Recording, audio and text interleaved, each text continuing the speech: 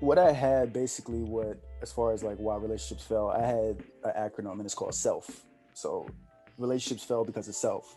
S means settle, and I say settling help relationships fail because a lot of times people get into relationships only liking one aspect of that person, whether it's their looks or how good they are at sex, or and people even get into relationships because they even had like a child with a person, and they feel that that's how that child should be raised, even if they don't want to necessarily be with that person.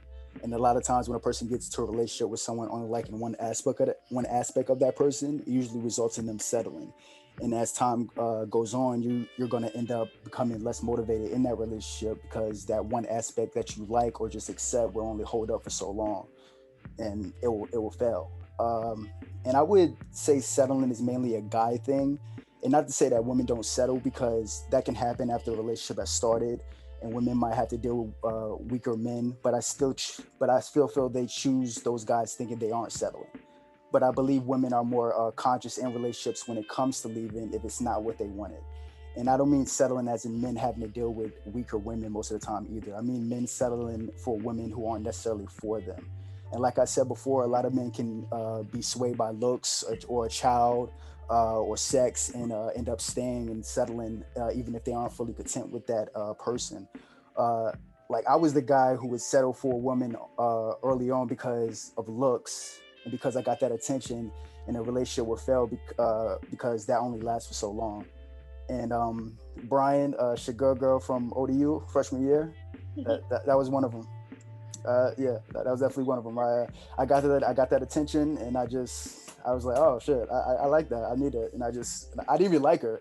After thinking about it, like, I didn't even fucking like her. I just like the attention. So that's part of it. So that's why I say settling is a part of the relationships. It's part of the reason relationships fail. But then on the flip side of flip side of settling, I do believe on rare cases there's people who give up too easy in relationships. And I know me saying that will contradict what I agreed with in the past on this podcast in terms of learning to move on. But what I meant in regards to moving on is when that relationship no longer calls for it. Like when a one person wants to leave and the other person is begging them to stay, or someone is toxic. In that case, you don't need to prove yourself to anyone, like Desmond said.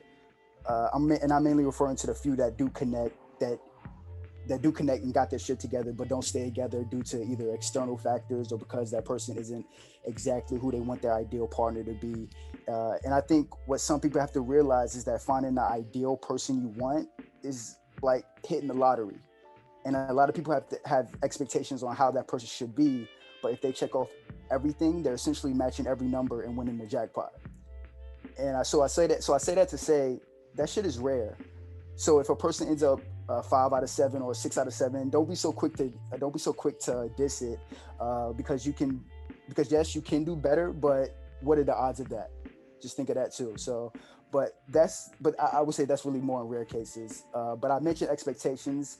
And that's actually what the E is for, in self, and that's for expectations. And I know we talked about expectations before a lot, but that's really another thing that leads to relationship failures. And I feel a lot more women do this than men, but some men do this also. I mean, I know I suffer from everything on this list, including expectations. And in my case, I would settle for a relationship because of their looks, even though I didn't even like their personality like at all. And I had expectations that their personality would either change or I would just get used to it. And I believe a lot of people come into relationships with expectations, and when it doesn't turn out how they expected, the relationship takes a turn for the worse. And I believe a lot of women do this with men because they usually expect the men to cater to them or provide for them in relationships. And when it doesn't happen, the relationship becomes compromised. But it's hard not to come into a relationship with expectations, and I think we bring some of it ourselves. And then I think the honeymoon phase helps that with that also, because in the honeymoon phase, we're basically laying down a framework for expectations with our actions, because you're usually doing more right when the relationship started, and when that fades as the relationship goes along, people get upset because they expect that to continue. So that's why it's just best to be yourself from the start and don't promise anything. I really feel, because that's just another prequel to expectations promising. So that's why I feel expectations lead to relationship failures. So that's the E, settle, and then people have expectations. Then the L is lack of communication. So, but that's really self-explanatory, and I think Jasmine and Jada really went through that really well, like communication.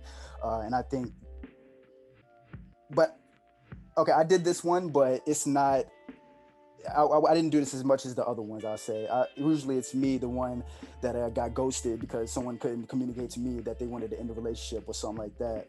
So that's L, like communication, and then F is I think people have a false sense of love, because I feel a lot of people mistake love for sacrificing who they are. And I know for me, I thought love was loving somebody more than I love myself, or wanting something more for someone than I wanted for myself, or wanted something for someone than I want for themselves, for them than they want themselves. And usually, if that other person doesn't feel that way, problems can arise because you'll feel things aren't being reciprocated. So love shouldn't be limiting yourself to boost anyone up. Love is about accepting people for who they are, and not trying to change them. Because if you're trying to change someone, you're essentially trying to mold them into who you want them to be, and that's not love. That's selfishness disguised as love. Even if you want the best for them, because people have to learn things on their own, because everyone is on their own path, and who you want them to be might just not be them, and you can't control what someone wants at that time. So that's why it's best to find someone who's on your wavelength rather than someone with the potential to be. But there are instances where two people might have the same idea of how love should be, and even though it's probably unorthodox or unethical in some cases it lasts because both people feel that same way. Even in some cases where people when where the couple feels the woman should cater to the man, no matter what, and no matter what the man says goes, and Hmm. that's because both people in a relationship thinks that's how love should be, so it lasts. Even in cases where abuse in relationships, women are often manipulated to think that's the right way, so they often forgive the abuser because they've been conditioned to think that's how love is. So that's why really the F stands for false sense of love, and that's my acronym. Self. That's why relationships fail.